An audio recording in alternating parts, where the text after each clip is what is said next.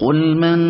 كان عدوا لجبريل فإنه نزله على قلبك بإذن الله مصدقا لما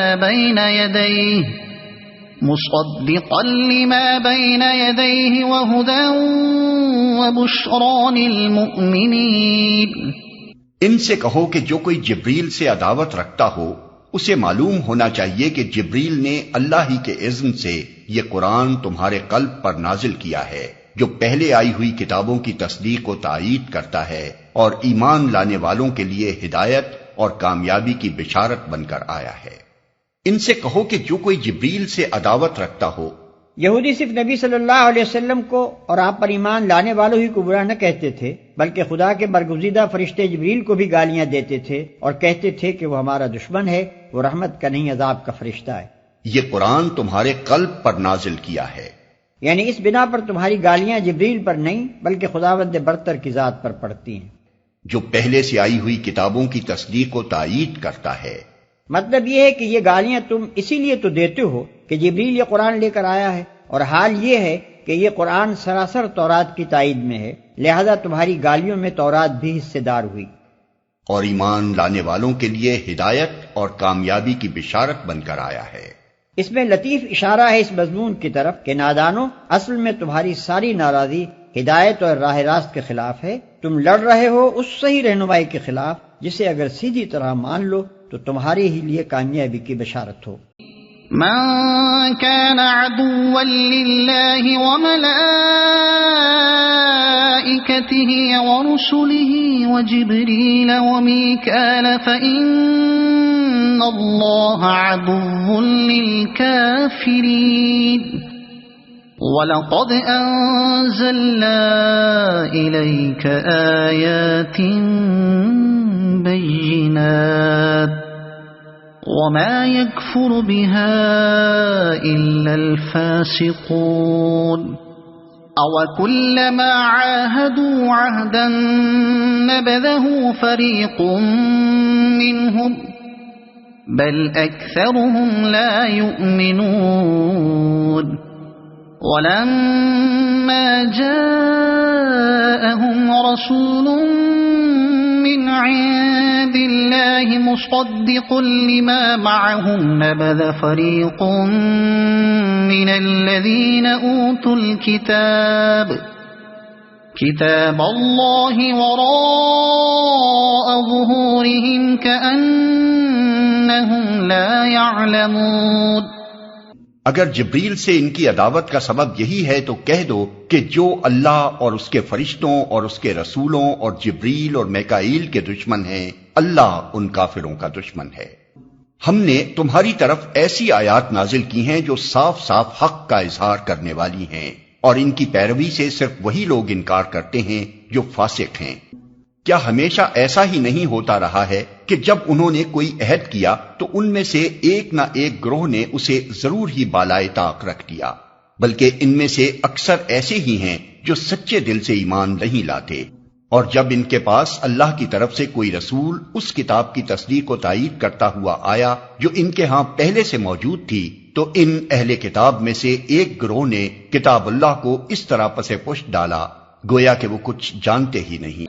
وَاتَّبَعُوا مَا تَتْلُو الشَّيَاطِينُ عَلَى مُلْكِ سُلَيْمَانَ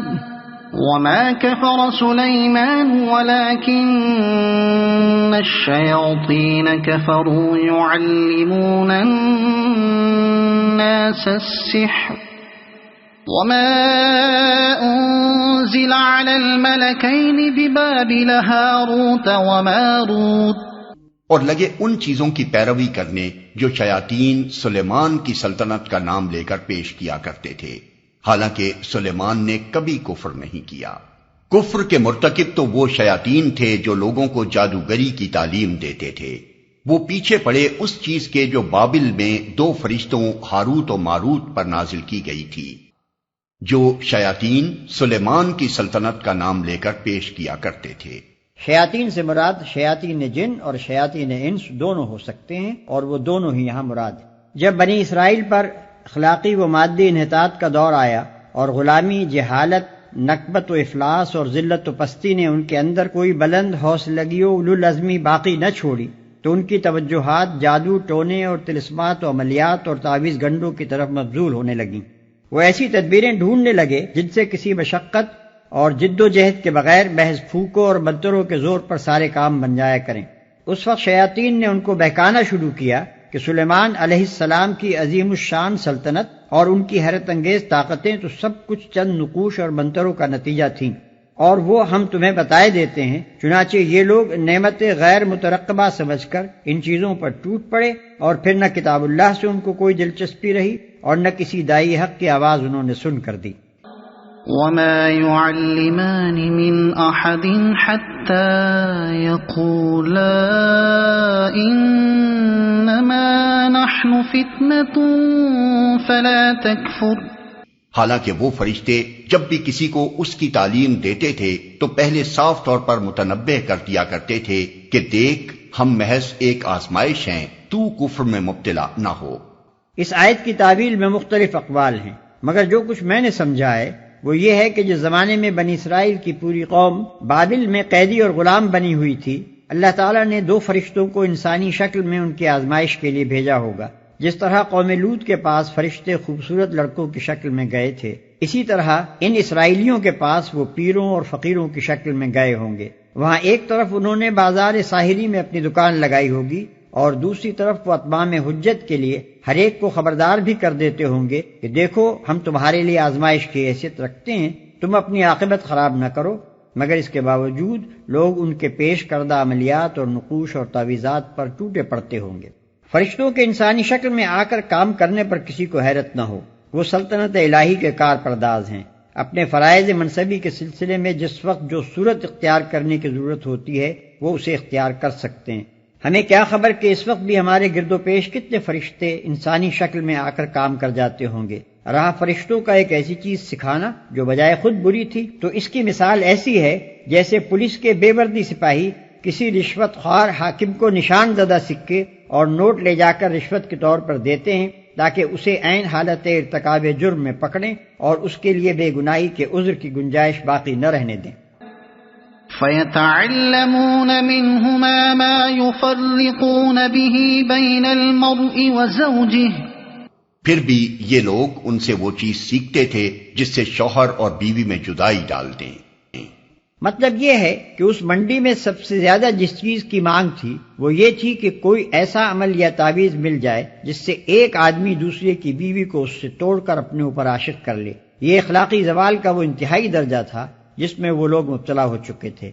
پست اخلاقی کا اس سے زیادہ نیچا مرتبہ اور کوئی نہیں ہو سکتا کہ ایک قوم کے افراد کا سب سے زیادہ دلچسپ مشغلہ پرائی عورتوں سے آنکھ لڑانا ہو جائے اور کسی منکوحہ عورت کو اس کے شوہر سے توڑ کر اپنا کر لینے کو وہ اپنی سب سے بڑی فتح سمجھنے لگیں۔ ازدواجی تعلق در حقیقت انسانی تمدن کی جڑ ہے۔ عورت اور مرد کے تعلق کی درستی پر پورے انسانی تمدن کی درستی کا اور اس کی خرابی پر پورے انسانی تمدن کی خرابی کا مدار ہے۔ لہذا وہ شخص بدترین مفسد ہے جو اس درخت کی جڑ پر تیشہ چلاتا ہو جس کے قیام پر خود اس کا اور پوری سوسائٹی کا قیام منحصر ہے۔ حدیث میں آتا ہے کہ ابلیس اپنے مرکز سے زمین کے ہر گوشے میں اپنے ایجنٹ روانہ کرتا ہے، پھر وہ ایجنٹ واپس آ کر اپنی اپنی کارروائیاں سناتے ہیں۔ کوئی کہتا ہے میں نے فلاں فتنہ برپا کیا، کوئی کہتا ہے میں نے فلاں شر کھڑا کیا، مگر ابلیس ہر ایک سے کہتا جاتا ہے کہ تو نے کچھ نہ کیا۔ پھر ایک آتا ہے اور اطلاع دیتا ہے کہ میں ایک عورت اور اس کے شوہر میں جدائی ڈال آیا ہوں، کہ سن کر ابلیس اس کو گلے لگا لیتا ہے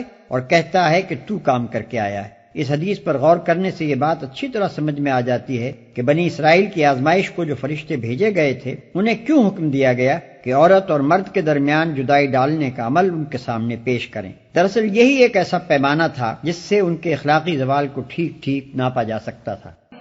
وَمَا هُمْ بِضَارِّينَ